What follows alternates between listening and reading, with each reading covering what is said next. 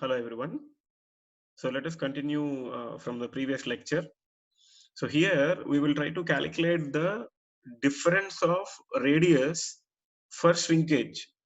So in my previous lecture, I was trying to talk about the press or shrink fit, and I haven't explained there for this lecture to be initiated. So here if you see, this specific cylinder will go and sit into the wheel. So this is a mechanical process. So the shrink fit is, so press fit, you see first the press fit. So press fit means this specific cylinder, so this internal part is the internal diameter of the external cylinder. This will come and sit on the top surface of this specific internal cylinder. So this will get a big press and that will lead to compression.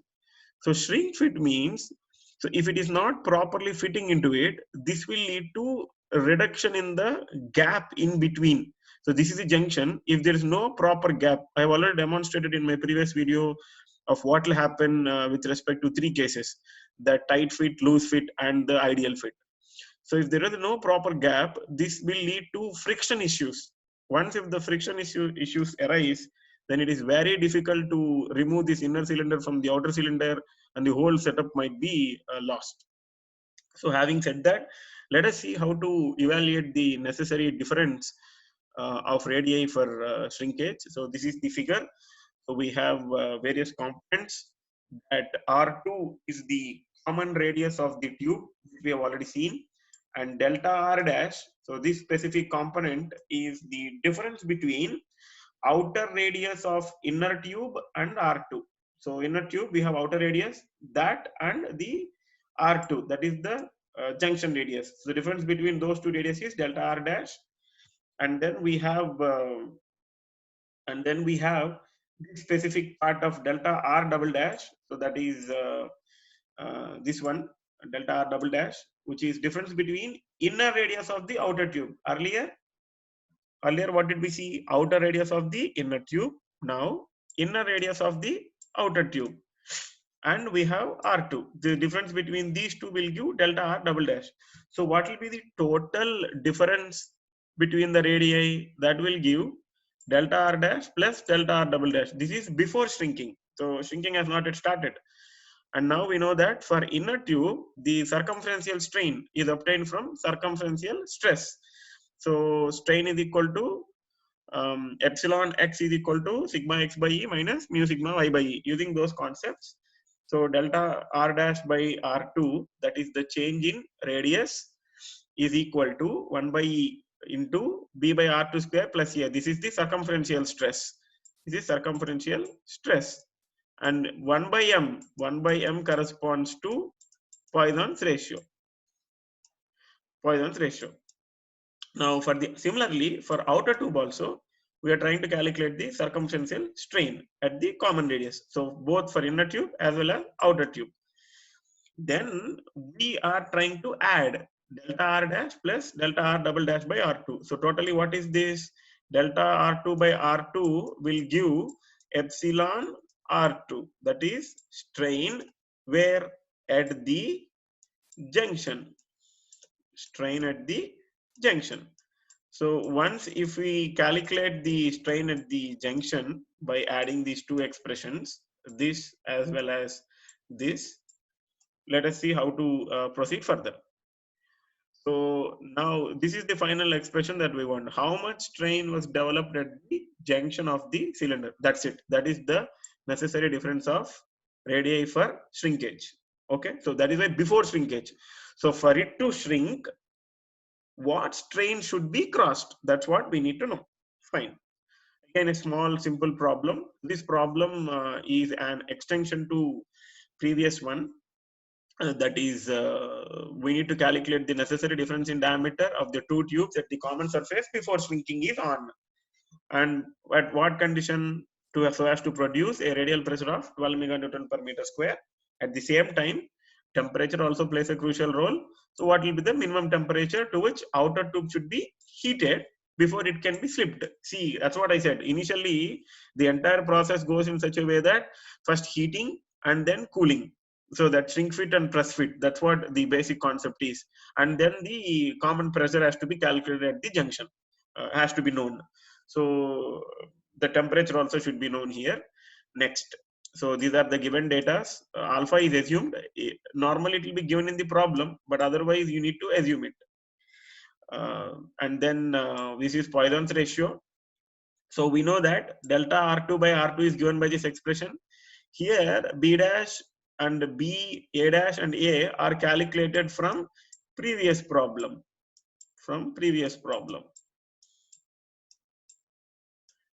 Yeah, so B, A, B dash, A dash, all these things are obtained from previous problem. Finally, what do we need to calculate? Delta R2. Once delta R2 is obtained, we need to calculate delta D2. Delta D2 is equal to 2 times the radius. So the change in, or the difference in diameter is 0.114 mm for the two tubes before shrinking on between the two tubes.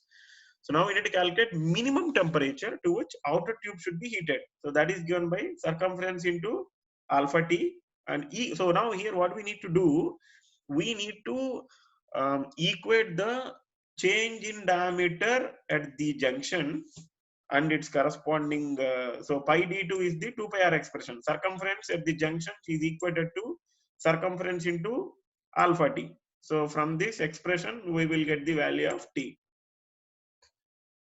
So T is obtained as 43.2 degrees. So this much amount of minimum temperature is required in such a way that the outer tube should be heated before it can be slipped on. So that much amount of temperature is required. So this is in brief about the necessary difference of radii for shrinkage. It's a very small topic, which is an extension to previous derivations of compound cylinder. So going ahead, there is one more small topic of design of thick cylindrical shells using failure theories.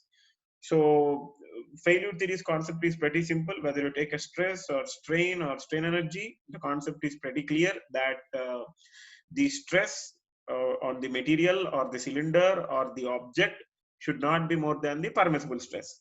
If it is strain, then the strain on the material or the object or the cylinder should not be more than the permissible strain, and same is the case with strain energy. Now here, let us take all the three stresses at a time, in which, because at any radius, the three principal stresses are given below: radial stress, circumferential, and longitudinal. We have already seen that the radial stresses are compressive in nature, and circumferential and longitudinal stresses are tensile in nature. So that is one important aspect here. So the circumferential stress expression is already obtained from our previous understandings, and the corresponding expression is modified as K. So K is just nothing but R2 by R1. This is something which we need to adopt here for the ease of calculations. Similarly, longitudinal stress in terms of K. Now, the circumferential stress is the largest out of all the above three principal stresses, because this longitudinal stress is constant, radial stress is also compressive. So the remaining portion is circumferential, which is the maximum among all. So in order to ensure that the thickness of the cylinder is suitable enough for it to be safeguarded for a design, a safe factor of safety should be proposed. At the same time, the safe ratio of the thickness of the wall to the bore of the tube for a given pressure can be found on the basis of any of the 5 theories of elastic failure. So let us see one by one. The first one is the maximum principal stress, straightforward. So a cylinder will fail when the stress in the cylinder, that is the radial stress in the cylinder, is greater than the permissible value. So always the condition is calculated stress should be less than or equal to permissible value. Same is the case with principal strain. So principal strain, now one more thing here I wanted to highlight, that the sigma r expression, if you see, sigma r into k square plus 1 by k square minus 1. These expressions are obtained based on these expressions. So P1 is just nothing but the pressure. So that pressure is considered as radial stress here. Fine. So now the maximum principal strain criteria, again same, we know the expressions between stress and strain, using the expressions between stress and strain. We will try to apply all the known formula, and finally this would be the satisfactory condition. 1 by m here represents the Poisson's ratio. Next, we have, there is no longitudinal stress in the shell, then we will consider only the remaining two stresses. Fine. Next, we have maximum shear stress criteria. Maximum shear stress is obtained by average of circumferential and radial stresses. So that is obtained in this phenomena. And again, the condition remains same, that the permissible stress should always be greater than the, so these are all permissible stresses. So permissible stresses should always be greater than the calculated stresses. Next, again, strain energy. So strain energy is given by the expression which we have studied in strength of materials 1. And substituting the values for sigma 1 corresponds to circumferential stress, sigma 2 radial stress, sigma 3 longitudinal stress. Once if we substitute all the values in terms of K, we will end up with this. And energy for a single tensile stress is given by sigma square by 2E, that we already know from strain energy concept. So hence we get a criteria for the satisfactory performance of safety of the cylinder in using these both the expressions. And sigma L also can be neglected here, that because it is constant and it doesn't have a major role. Again, maximum shear strain energy is given by this expression, and correspondingly we have the expressions of sigma greater than the conditions. So we are taking the square root of it. So once we take the square root of it, we end up with these expressions. Fine. Here we have K square here. There is a small correction. Yes. Fine. Now going ahead to the next topic, a small problem on designing a cylinder using these failure theory expressions. So if so what was given? Internal diameter is given to be 300 mm. It has to withstand internal pressure of 30 meganewton per meter square. The permissible stress is 150 and the Poisson's ratio is 0.3. So we need to calculate the thickness of the metal for the cylinder using all the this is not there, 4 failure theories, and we need to neglect longitudinal direct stress. So let us see. So R1 is given. Internal pressure is just nothing but sigma R. We have already learned that whenever we have the internal pressure, that is sigma R, and permissible stress is sigma 150, and Poisson's ratio is given as 0.3. So using maximum principal stress case, K is equal to R2 by R1. We substituted it. We got the value of K, and then that is R2 by R1. And then R2, here R1 is known. R1 is given as 150. So we get to know the R2. Now the metal thickness will be difference between the two radius will give the metal thickness. So we obtain the value of 33.75. That's first case. And in the second case, this is second case, we have principal strain criteria. So where strains are to be used, first we calculate the value of K using the expressions initially given. Once if we obtain the K value, then we'll get R2, and the difference will be 36. So bit high compared to principal stress criteria. And then we have shear stress criteria. Again same, using the expressions which we have seen earlier, calculate the value of K, and then finally get the expression for R2 minus R1. And then we end up with maximum strain energy criteria. So if you see, all these formulas were extracted from these expressions. So whatever you are trying to see here, and then the maximum shear stress criteria. So these final values are chosen for solving the problems. It's direct formula application.